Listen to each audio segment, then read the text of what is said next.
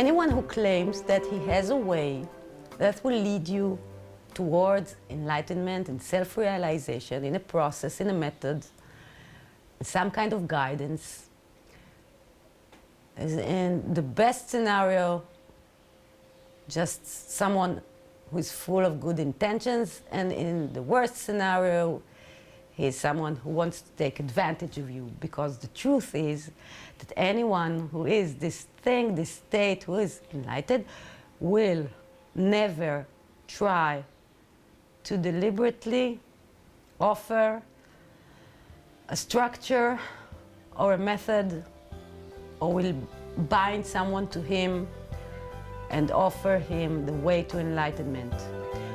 Anyone who is, like I claim, Simcha claims she is enlightened, will never claim that he can transfer his enlightenment, her enlightenment, onto someone in some kind of method, through touch, through looking at someone, or just being in the presence of him. You cannot, and you should not, expect to be self-realized by following some kind of system or method or person. The journey towards enlightenment, or the moment of self-realization, of being, becoming the natural thing, or nothingness, is a very unique journey. It's like a fingerprint. Your journey will never resemble the journey of another character. So it is ridiculous to think that there is some kind of way that will be general and fit everyone.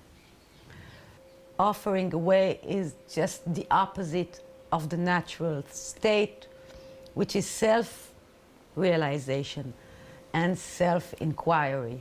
I know that there is a method that is self-inquiry. It is better than other methods, and as general, any method that is only you with yourself is better than following some kind of scripture or book or community or a guru mantra, I don't know, someone. You have to be very careful who you trust in this process. It is so easy to take a man from himself, to take a woman from herself. It is so easy to use the power of the person against himself, to make him think the way you want him to think. People do that in relationships all the times, because they have something they need from the other person, so they manipulate him into doing what they want by tricking him to think that this is what he wants. And this is how you create in a person this terrible mechanism of self-blaming, because you are not receptive enough, or you're not cooperative enough, or you're not good enough, and this is why you don't move forward, when in reality you cannot move forward because it was never in your nature. It's not right for you. Somewhere deep inside you know that, so you're sabotaging the whole process, and you don't want to go this road, but somewhere not in the subconscious, but the conscious mind wants to be a good student or a good person, and he cooperates, and so there is a constant clash between the inner voice that screams, this is not right for me, I don't want it, and this new programming that is offered to the character, and he embraces because he needs answers.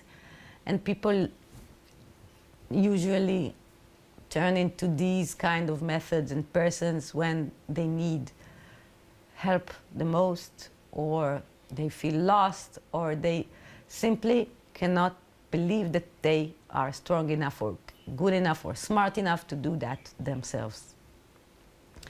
And so they give the power away to those who know, and tragically those who know knows nothing, and then they create in the mind, of the character, this terrible conflict. And of course, this is no way to get anywhere, because it only causes the character to constantly be occupied with the process itself of believing the system or the method or the person, and the cry from within that something is not working, and why am I not there yet? Why is it still missing? So this endless conflict of the character keeps it far, far away from itself. The main thing, which is the knowing, which is the self-realization, which is what we are, is just, it's not the issue here.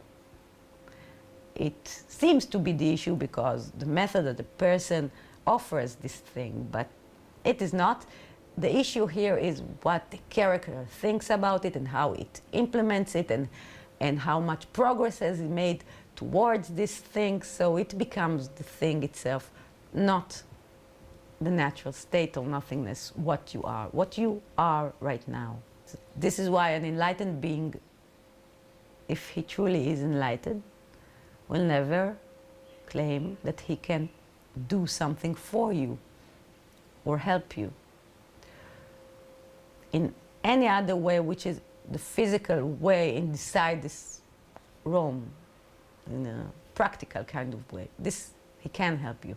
But in the way of spiritual growth, he can only be present in your current state, maybe reflect it in some kind of way, and offer the character a reflection of what now is happening to it, and ask it to address the things that are in her daily life, are obstacles in her way to self-improvement as a character, not towards this divine state. All nothingness, enlightenment, is a divine state. It's a state of oneness, of eternity, of emptiness. It needs nothing. And so, it is not a person. A person has an agenda, and this thing has no agenda. So this is the first thing you should examine if you are looking at a way to this thing. Does it have an agenda? Does it offer something in a structured kind of way to you? Because the divine comes and goes as it pleases. It is very evasive, it's very spontaneous, it's very playful. Persons, characters, humans are structured. They have goals, they have purposes, they need something in return. So if someone offers you something, like in this spiritual room, know that he's not the divine talking to you. The divine talking to you talks to you directly. It doesn't need, or someone that needs you in some kind of way, or just your admiration. It doesn't need this middleman. It can talk to you directly. It talks to you through your daily life. It talks to you through the people in your life, the animals in your life, the trees in your life, the stars, music. It can talk to you, and it does. Every second, this divine thing is talking to you. This is your instructor. Divine power is around you all the time. Divine, this is what you are. You are talking to yourself directly. Now you are talking to yourself through my voice. This is the talk. And yes, this thing also talks through the people who offer you the way to it. Paradoxically, it does happen.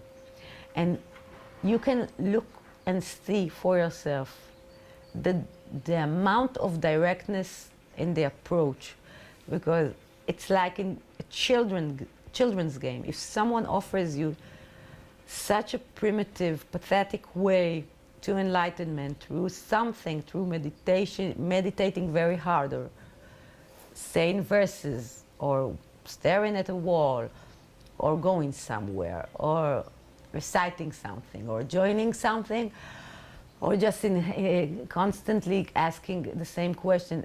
Every kind of, this kind of programming is like a child's play. You know, we are in first grade, and now we will learn how to read. This is the level of this offer. I'm offering you a way to this thing, but it's such a primitive way. The deceit, it's so obvious, makes you can only laugh. If this state can only laugh at the level of unsophistication that this thing is, these offers are. You offer yourself the way to yourself. You do that all the time. You do that by offering the character endless, numerous ways of evolving, expressing, and just being an illusion of something that is alive as a character and moving through time and space. This is the way. It's inherent inside the structure of the person.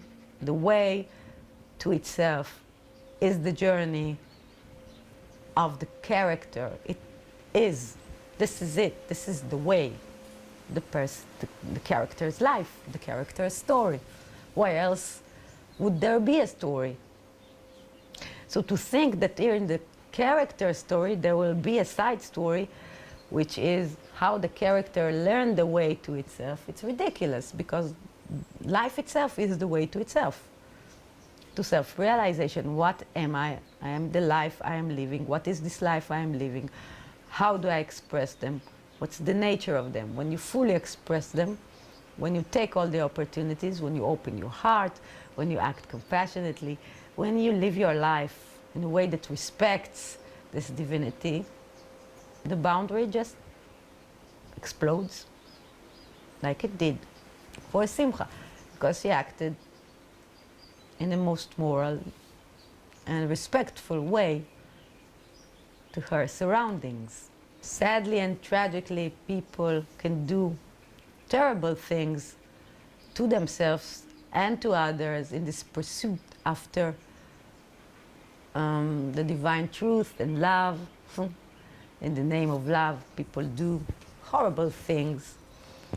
And in the name of the way, people succumb.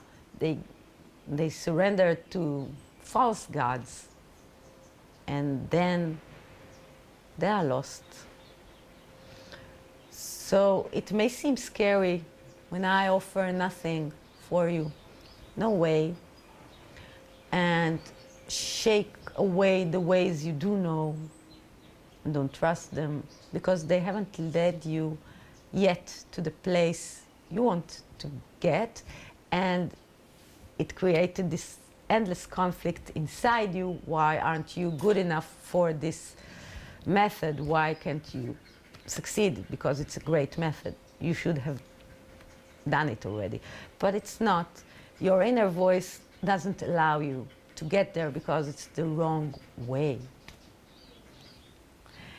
And it's the wrong way not because it's not part of oneness and not part of the story. No, it's part of the story, and these teachers and these methods are part of the story. But it is a primitive line in the story.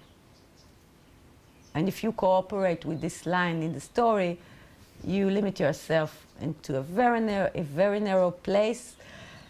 And this is the story of a character inside a great conflict, very detached from its end goal, when paradoxically the end goal is constantly crying, I'm here, I'm in here, I'm in this chair. If I could offer some kind of way, I would start with shaking off all the things you have learned. Deprogram yourself from everything you have learned about this thing. Keep only the things that resonate with you as pure and moral, as interesting, as eye-opening, like interesting philosophy about the true nature of this thing, like the emptiness, like this beautiful idea. We can embrace the idea. The idea is beautiful and it's true. But everything that is not related to the idea itself, any place that says, okay, this is the idea, and in order to be closer to this idea, you can try to do this, or you should join this, or you should read this, you should come here. All these things are false. Beware of these people who claim to know the way. Beware of these people who try to give you an experience. You can enjoy the community and the power of being together in a mutual cause, and you can enjoy the philosophical side of it and the stimulation, the mental stimulation, and you can enjoy the sense of achievement when you are sitting in meditation and achieving like peace and quiet and elevating yourself from the daily struggles. And all these things are just like prizes for little children, like toys. When you play with them, and then if you want to grow up, if you want to wake up, acknowledge the person, the character you are. Where did you come from? Who was your family? What kind of family you have? Now, what are you doing? Now, where is your passion? Now, what are you contributing to the world? Now, how are you expressing this divinity in the way that respects it? How are you fulfilling your full potential? And it is never by following something else or following some kind of method that respects divinity. Respecting divinity is being inside the world divinity created, which is us. This is pure respect to it.